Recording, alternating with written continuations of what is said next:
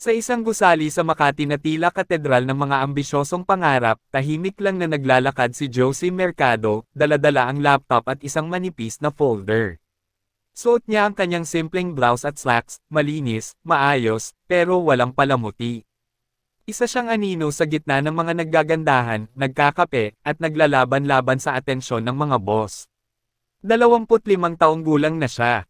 21 pa lang ay nagsimula na siyang magtrabaho bilang intern sa Estrada Global Ventures, ang dambuhalang kumpanyang pinamumunuan ng batang CEO na si Baron Estrada, na tinaguriang Mr. Millionaire Under 30 ng mga business magazines. Ngunit sa kabila ng yaman at ganda ng kanyang tinatahak na landas, pinili pa rin ni Josie na manatiling tahimik, palaging nasa gilid, walang yabang. Uy, Josie? Mukhang ikaw na naman ang may pinakamalaking contribution sa marketing figures, Ani Trisha, isang senior staff na palaging may make-up na pang TV kahit nasa opisina.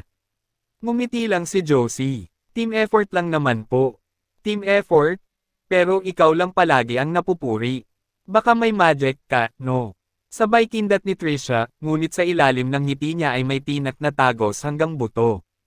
Tumalikod na lang si Josie at bumalik sa kanyang cubicle. Sanay na siya sa ganitong mga biro na sa bawat papuri ay kasunod ang pagdududa, sa bawat pag-angat ay may gustong hum-attack pa ibaba. Hindi alam ng karamihan, wala siyang koneksyon, padrino, o kaibigang boss. At higit sa lahat, hindi nila alam ang totoo, na sa gabi, pag-uwi niya sa kondo, hinihintay siya ng isang lalaking hindi man lang nila akalaing malalapitan niya, si Baron Estrada mismo. Sa loob ng kondo, pagpasok niya sa unit nila, naamoy agad niya ang nilutong tinola. Nakasuot ng apron ang CEO na palaging seryoso at tikom ang bibig sa opisina. Pero dito, siya si Baron, ang mister niyang maalaga at mapagmahal. Kamusta ang araw mo, mahal? Tanong ni Baron habang inaabot ang kutsara para ipatikim ang sabaw. Same as always. Tahimik sa labas, pero may mga matang parang gustong buwagin ako sa loob, sagot ni Josie, sabay buntong hininga. Hinawakan ni Baron ang kanyang pisngi. Konti na lang. Sa tamang panahon, lalabas ang lahat ng totoo. Hindi habang buhay mong kailangang itago ang pangalan mo. Ngunit sa puso ni Josie, alam niyang mas mahalaga ang tahimik na tagumpay kaysa sa sikat na pagkatalo. Pinili niyang maging anino sa likod ng isang hari, kahit siya pala ang tunay na reyna.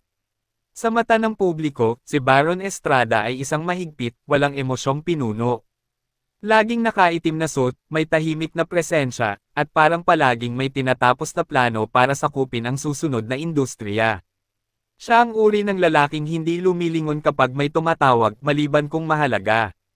Maliban kung si Josie. Bata pa lang si Baron, sinanay na siyang pamunuan ng Estrada Global Ventures, isang empire ng real estate, logistics, at tech innovation. Matapos ang pagkamatay ng kanyang ama, siya ang automatikong naging tagapagmana sa edad na 26. Walang panahon para sa pagkabata. Ang mundo niya ay puro kontrata, graph, at bottom line. Pero lahat iyon ay nagbago nang makilala niya si Josie. 3 taon na ang nakalipas. Nasa Laguna sila noon para sa isang CSR project ng kumpanya. Isang outreach program para sa mga batang katutubo. Dumalo roon ang ilang empleyado, kasama na si Josie, isang intern na tahimik pero epektibo. Baron, ito po yung proposed layout para sa Community Training Center, sabay abot ni Josie ng file. Tahimik ang tono, walang pagpapakyot, napatingin si Baron. Iba siya. Hindi siya tulad ng ibang empleyadong gusto lang magpa-impress. Walang palamuti ang kilos ni Josie, pero busilak. Nakita niya roon ang isang bagay na matagal nang nawala sa kanyang mundo, katiwasayan. Doon nagsimula ang mga tahimik nilang pagkikita. Una, bilang partner sa mga proyekto. Hanggang sa isang gabing umulan ng malakas habang sila ay nasa gitna ng inspection sa barangay hall. Maulan. Walang masakiyan. Mukhang dito tayo matutulog, ani ni Baron, habang nagsindi ng kandila. Okay lang po, tugon ni Josie, habang inaayos ang lumang banig. Pwede bang wag mo na akong tawaging po? Bulong ni Baron, habang nakatingin sa kanyang mga mata. At sa katahimikan ng ulan, doon nagsimula ang ugnayang hindi nila inaasahan. Balik sa kasalukuyan. Sa loob ng kondo, habang nagsasalo sila ng tinola, naramdaman ni Baron ang bigat ng iniinda ni Josie. Alam niyang hindi madali ang itinatago nilang relasyon, lalo na't maraming mata ang nagmamasid, naghahanap ng butas. Nabubuwisit ako kay Trisha, bulalas ni Josie. Kanina, may sinadya talaga siyang burahin sa report ko. Buti may backup ako. Tumitig si Baron, seryoso. Bibigyan kita ng proteksyon. Pero ayokong ikaw ang unang umatake. Hindi tayo tulad nila. Pero hanggang kailan? Tanong ni Josie, may bahid ng luha sa sulok ng mata. Hinawakan ni Baron ang kamay niya. Sa tamang panahon, ipapakilala kita hindi bilang empleyado kundi bilang asawa ko. Ang hangin sa Laguna ay malamig sa hapon, may halong amoy ng damo at ulan. Sa isang maliit na komunidad sa paanan ng bundok, abala ang mga empleyado ng Estrada Global Ventures sa kanilang outreach program. Doon unang naging malapit sina Josie at Baron, hindi dahil sa trabaho, kundi dahil sa katahimikan ng kalikasan na hamati sa pagitan nila at ng magulong mundo. Isang gabi matapos ang mahabang araw ng pagtuturo sa mga bata, naupo sila sa isang bangkito sa gilid ng barangay hall. Hindi katulad ng iniisip ko, Sir Baron, sabi ni Josie habang inaabot ang kape. Hindi rin kita inakala, Josie, sagot ni Baron. Tahimik ka pero kapag nagsalita ka, may laman. Rare yon. Napangiti si Josie. Sanay lang po akong hindi mapansin. Bakit? Natatakot kang masilaw ng spotlight? Hindi po, mas gusto ko lang pong makita ako ng mga tamang tao sa tamang panahon. Nagtagpo ang mga mata nila. At sa gabing iyon, sa ilalim ng liwanag ng buwan, nagsimula ang isang lihim na damdamin, isang pagmamahalan sa likod ng mga kontrata at deadline. Ngunit hindi lahat ay masaya. Pagbalik sa Maynila, unti-unti nang naging mas malapit sina Josie at Baron. Minsang magkasama sa elevator, minsang sabay mag-lunch, pero palaging maingat. Hindi alam ng mga empleyado, pero may isang tao na nakatunog sa lahat, ang tiyuhin ni Baron, si Rolando Estrada, dating VP ng kumpanya na na-demote ng si Baron ang maging CEO. Baron, alam mong hindi pwede ang ginagawa mo, mariing wika ni Rolando isang gabi habang nasa boardroom sila. An employee, sa ganitong level mo, masisira ang pangalan ng pamilya. I don't care, sagot ni Baron. She's brilliant. Mas disente pa siya sa mga kakutsaba mo sa board. Kapag ipinaglaban mo siya, ipaglalaban ko rin ang pwesto ko. At gagamitin ko lahat ng paraan para pabagsakin siya.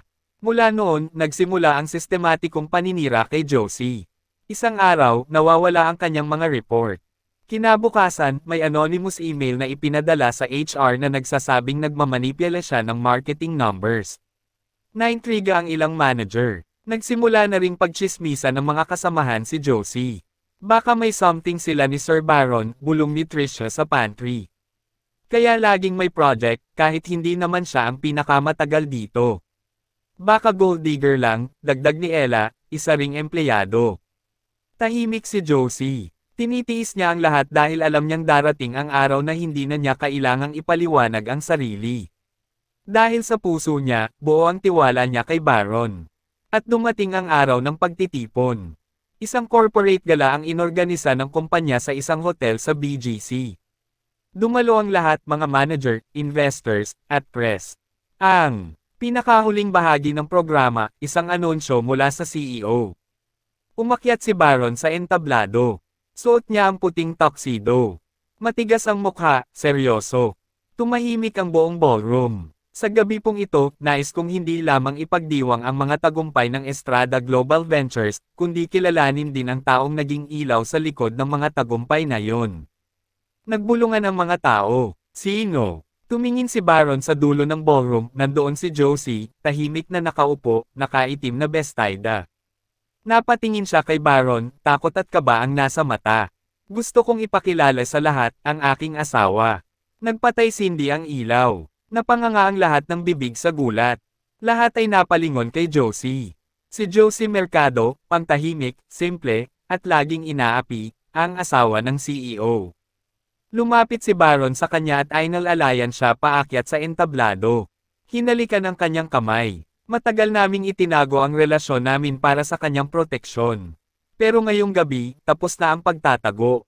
Siya si Josie Mercado Estrada. At kung may sino mang nanira sa kanya, magbabayad. Tahimik ang ballroom matapos ang anunsyo ni Baron. Ang dating sigurado at matapang na mga manager, biglaang napako sa kinatatayuan nila. Ang mga bulong-bulungan ay napalitan ng isang napakalalim na katahimikan, yung klase ng katahimikang bumabagsak sa pagitan ng gulat at takot. Si Josie ang asawa ng CEO. Ang simpleng empleyado na akala ng lahat ay walang laban, ay isa palang reyna sa tabi ng pinuno. Matapos ang gala, kinabukasan, mainit ang usap-usapan sa kumpanya. Ang HR ay naglabas ng memo na pansamantalang sinuspinde ang ilang empleyado habang iniimbestigahan ang isinumiting mga reklamo ni Josie. Paanong nangyari to? Umiiyak si Trisha habang nag-aayos ng mesa. Nagmukha tayong hanggal, sabat ni Ella, nanginginig sa takot. Wala tayong alam. CEO pala ang asawa. Ngunit para kay Josie, hindi sapat ang gulat ng mga tao. Hindi sapat ang paghingi ng tawad sa chat, o ang biglaang paglalamang ng mga taong minsang tinapakan ang pangalan niya. Kailangan ng hustisya. Sa harap ng Internal Audit Committee, ipinresenta ang mga ebidensya ng paninira kay Josie. Ang dokumentong sinadyang baguhin ni Trisha. Mga peking email na nagsasabing si Josie ay nagpapadala ng confidential data sa labas. Isang audio recording kung saan narinig si Rolando Estrada na nagsasabi, pasabugin mo ang pangalan niya. Gagapang yan palabas. Umiikot ang mga mata ni Josie habang nakikinig sa lahat ng ito. Hindi siya umiiyak. Hindi siya galit. Matatag siya. Hindi ko kailanman ginamit ang pangalan ng asawa ko para umangat, mariin niyang sinabi. Pero hindi ibig sabihin nun ay hahayaan kong tapakan ako. Matapos ang isang linggong imbestigasyon, inanunsyo ng kumpanya ang resulta. Si Trisha at Ella ay natanggal sa trabaho dahil sa falsification of documents at harassment. Rolando Estrada ay tuluyang tinanggal bilang board advisor at sinampahan ng kasong administrative. Ang mga manager na nagpabiya ay inilipat sa probinsya, malayo sa headquarters. At si Josie, itinaas bilang Assistant Vice President for Marketing Strategy. Sa kabila ng lahat, pinili niyang manatili sa kumpanya hindi dahil sa kapangyarihan, kundi dahil may gusto pa siyang patunayan, na kaya niyang umangat hindi dahil asawa siya ng CEO, kundi dahil karapat-dapat siya. Sa gabi ng promotion niya, habang nakaupo sila sa kanilang tahanan, niyakap siya ni Baron. Handa ka na ba sa panibagong yugto? Tanong nito. Matagal na akong handa, sagot ni Josie. Ngayon lang sila nakatingin. Si Josie, ang dating simpleng empleyado, ay hindi lang basta nag-survive. Siya ay nagtagumpay. At ang tagumpay niyang iyon ay bunga ng tapang, katalinuhan, at pagkatao, hindi ng koneksyon, at lalong hindi ng takot. Lumipas ang ilang buwan mula nang ayanunsyo ni Baron sa harap ng buong kumpanya ang kanilang lihim na kasal. Si Josie, ngayon ay Assistant Vice President for Marketing Strategy, ay patuloy na namamayani sa husay at disiplina sa trabaho. Ngunit sa kabila ng tagumpay, may mga sugat sa kanyang puso na unti-unti pa lamang naghihilom. Sa loob ng kanyang bagong opisina, napatingin si Josie sa larawan nila ni Baron. Nakatayo sila sa tabing dagat, yakap ng araw, at kapwa nakangiti. Doon niya muling naalala kung gaano kahirap ang pinagdaanan nila upang marating ang lugar na iyon. Ngunit ang kapayapaan ay hindi nagtatagal. Isang araw, isang bagong kumpanya ang pumasok bilang kakompetensya ng Estrada Global Ventures. Ang Veritas PR Holdings, pinamumunuan ng isang kilalang babaeng negosyante, si Celine Arguelles, isang dating modelo at PR maven na may matalim na talino, at ang dating fiancé ni Baron. Isang press conference ang inilunsad ng Veritas upang ipakilala ang kanilang expansion sa Southeast Asia. At sa harap ng kamera, walang pakundangan si Celine nang sabihin. Veritas will restore elegance and trust in branding, something that other companies, no matter how domesticated their leaders are, can't manage. Walang binanggit na pangalan. Pero ramdam ni Josie na siya ang pinatatamaan. Sa bahay nila, tahimik na naghahanda si Josie ng hapunan. Dumating si Baron, halatang pagod at mabigat ang isip. Silence back, mahinang sabi ni Baron habang umiinom ng tubig. Oo, napanood ko, sagot ni Josie, hindi nagtataas ng boses. She's not just here for business. Gusto niyang manggulo. Lumapit si Baron kay Josie at hinawakan ang kanyang kamay. She's my past, Josie. Ikaw ang ngayon at bukas ko. Tumango si Josie. Pero alam niya, hindi sapat ang salita.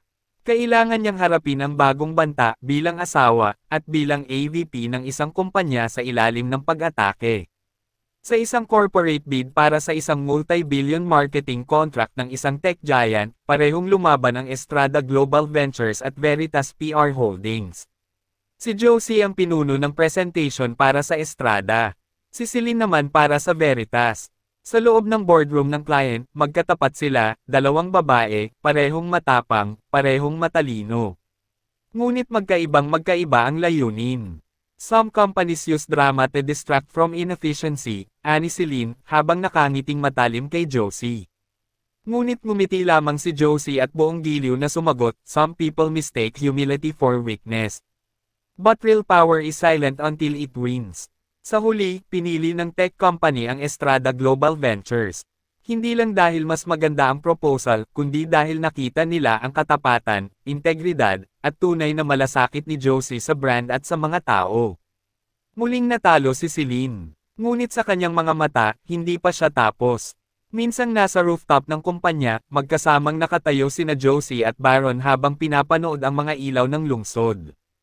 Akala ko kapag nakuha na natin to, titigil na ang mga laban, bulong ni Josie. Tuloy-tuloy lang ang mundo, mahal. Pero ngayon, hindi ka na nag-iisa, sagot ni Baron, sabay yakap sa kanya mula sa likod. At kahit pa may sumubok bumangga sa atin, dagdag pa niya, hindi na natin kailangan itago kung sino ka, ikaw ang asawa ng CEO, pero higit pa roon, ikaw si Josie. Isang babae na hindi basta-basta matitinag. Habang papalapit ang taglamig sa lungsod, tila lumalamig din ang paligid ni Josie. Hindi dahil sa panahon, kundi sa mga lihim na unti-unting muling sumisilip mula sa nakaraan. Sa isang pribadong lounge ng isang mamahaling hotel, nagkita si Celine at isang lalaki, matangkad, singkit ang mata, at halatang banyaga. Your investment will pay off, Mr. Kwon, bulong ni Celine habang inaabot ang isang folder. With this, I can destroy Estrada Global from the inside, starting with Baron himself. Binuksan ni Mr. Kwon ang folder. Nandoon ang mga larawan ni Baron. Kasama ang ilang opisyal ng gobyerno, mga kuha noong hindi pa siya CEO. May ilang dokumento rin tungkol sa offshore accounts ng kumpanya.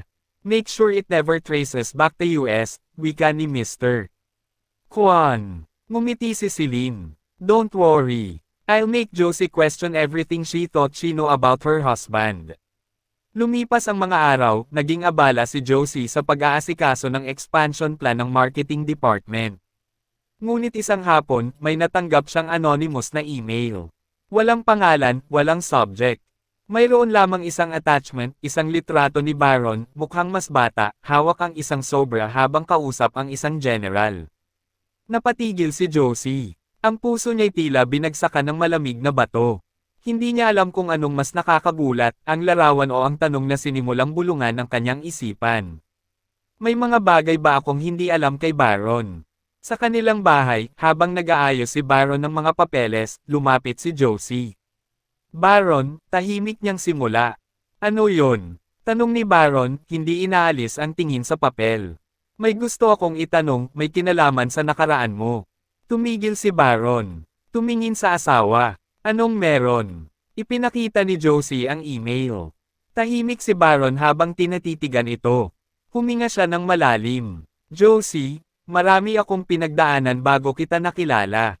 May mga kasunduan noon para protektahan ang kumpanya ng pamilya namin. Pero wala akong nilabag. Wala akong ginawang masama. Ngunit hindi pa rin napanatag ang damdamin ni Josie. Sa unang pagkakataon, nakaramdam siya ng distansya kay Baron, isang manipis ngunit matalim na harang ng pagdududa. Kinabukasan, isang balitang bomba ang lumabas. Estrada Global CEO Baron Estrada, iniimbestigahan sa umano'y secret government deals. Naging laman ito ng social media, ng mga business forums, ng online trolls. At sa loob ng kumpanya, muling umugong ang takot. May mga investors na umurong, may mga clients na nagtanong. Sa loob ng opisina, tahimik si Josie habang pinapanood ang balita. Sa kabila ng gulo, isang bagay lang ang malinaw sa kanya, kailangang hanapin ang katotohanan, at ipaglaban si Baron kung totoo mang wala siyang kasalanan. Ginamit ni Josie ang kanyang husay sa research at strategy. Sa tulong ng isang dati niyang kasamahan sa universidad na isa na ngayong cyber forensic analyst, sinimulan niyang alamin ang pinagmulan ng email. At dito niya nadiskubre ang hindi inaasahan, si Celine ang nagpadala. Hindi lang iyon, ginamit ni Celine ang ilang pondo ng Veritas upang bumili ng access sa lumang archive ng gobyerno at manipulahin ang ilang files. Lahat ng ito ay bahagi ng plano upang sirain si Baron at si Josie. Sa isang charity event na dinaluhan ng maraming business figures, muling nagkita sina Josie at Celine. Impressive, Josie, ani Celine habang umiinom ng champagne. But you're not ready for the war you just walked into. Tumingin si Josie sa kanya, diretso, walang takot. Celine, mali ang inaakala mo. Hindi ako ang dati mong nilalay sa university. At higit sa lahat, hindi ako basta nagpapatalo. Habang abala si Josie sa pagtipon ng ebidensya laban kay Celine, isang piraso ng impormasyon ang di inaasahan niyang nadiskubre, may kinalaman din ang ama ni Baron, si Don Isidro Estrada, sa mga dokumentong ginamit upang sirain ang reputasyon ng kanyang anak. Sa isang lumang email trail, nakita ni Josie ang pangalan ni Don Isidro bilang isa sa mga original na recipients ng classified files. Ngunit bakit tila pinabayaan niyang mapunta ito sa kamay ni Celine? Dahil ba sa galit, sa control, o sa takot? Sa ancestral mansion ng mga Estrada sa Tagaytay, humarap si Josie kay Don Isidro. Hindi siya nagpunta bilang manugang. Nagpunta siya bilang asawa ng taong pinagsasamantalahan ng sariling dugo. Don Isidro, panimula ni Josie, matatag ang tinig. Alam ko pong kayo ang nagbukas ng pinto kay Celine. Gusto ko lang pong malaman, bakit? Tahimik ang matanda, hawak ang baston habang nakaupo sa anti-gongsilya. Sa wakas, nagsalita siya. Akala ko, mapipilit ko si Baron na bumalik sa landas na gusto ko para sa kanya, sa negosyo, sa politika. Pero dumating ka, at binago mo ang lahat. Hindi ko po siya inagaw sa inyo, tugon ni Josie. Minahal ko lang siya. Saglit na katahimikan. Tumanggaw si Don Isidro. At yan ang hindi ko kinayang tanggapin. Pero ngayon, alam ko na kung sino talaga ang may tunay na malasakit sa anak ko. Hindi si Celine. Hindi ako. Kundi ikaw. Sa tulong ni Don Isidro, ipinatawag ni Baron ang isang press conference. Kasama si Josie at ang legal team ng kumpanya, isa-isang isinapubliko ang mga dokumento at testimonya na nagpapatunay sa peking mga akusasyon ni Celine. Veritas Holdings, ani Josie sa harap ng mga kamera, ay hindi lang naglabas ng maling impormasyon, ginamit din nito ang mga koneksyon nito sa black market data dealers upang mambiktima. Isang video clip ang pinanood sa media, si Celine, kinukunan ng lihim habang kinakausap si Mr. Kwan at binabanggit ang planong sirain si Josie at Baron. Nagulantang ang publiko, maging ang mga investor ng Veritas ay nag-pull out. Sa loob lamang ng isang linggo, tuluyang bumagsak ang imahe ni Celine, kasama ang kanyang kumpanya. Sa harap ng opisina ng Estrada Global Ventures, isang maliit na pagtitipon ang isinagawa ng mga empleyado upang ipagdiwang ang pagkakabunyag ng katotohanan. Lahat ay nakangiti, ngunit si Josie ay tahimik lamang, hawak ang kamay ni Baron. Akala ko matutamba tayo, bulong ni Baron. Ngumiti si Josie. Hindi tayo. Basta magkasama tayo, hindi tayo bibigay. Sa loob ng kanilang bahay, habang tinatanggal ni Josie ang make-up sa salamin, napansin niyang tila iba ang kinikilos ng katawan niya nitong mga nakaraang araw, madalas siyang pagod, matamlay, at nahihilo. Kinabukasan, dumiretso siya sa klinika para magpa-check up. Ilang oras ang lumipas, hawak niya ang resulta. Positibo. Si Josie ay nagdadalang tao. Nang malaman ito ni Baron, niyakap niya ng mahigpit si Josie, tila binubura ng yakap na iyon ang lahat ng sakit at panganib na dinaanan nila. Hindi ko kailanman inakalang may darating na mas matamis pa kaysa sa tagumpay natin, aniya habang hinahaplos ang tiyan ng asawa. Ito ang tunay na tagumpay, sagot ni Josie. Ang ating pamilya.